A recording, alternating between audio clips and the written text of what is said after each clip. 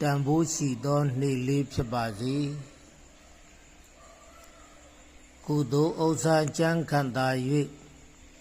ပညာတကိုးတစ်မျိုးမျိုးအတွက်ကြိုးမထွက်သက်သက်ဝမ်းနေပွဲ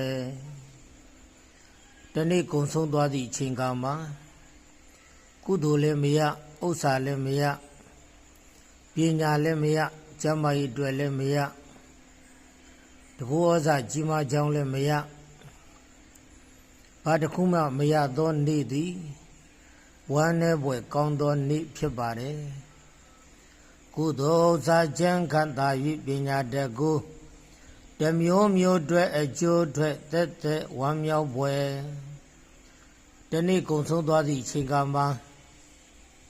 ကုသိုလ်တော်လည်းရဥစ္စာတော်လည်းရပညာတော်လည်းရကျမ်းမာရေးအတွက်လည်းရတကောဩဇာကြီးမားကြောင်းလည်းတစ်ခုခုရထိုကဲ့သို့အကျိုးမြတ်ရသောနေ့သည်ဝမ်းမြောက်ပွဲကောင်းသောနေ့ဖြစ်ပါတယ်ဒါကြောင့်မလို့ဝမ်းမြောက်ပွဲကောင်းသောနေ့တန်ဖိုးရှိသောနေ့လေးတွေဖြစ်အောင်ကြိုးစားတော်မူနိုင်ကြပါစေ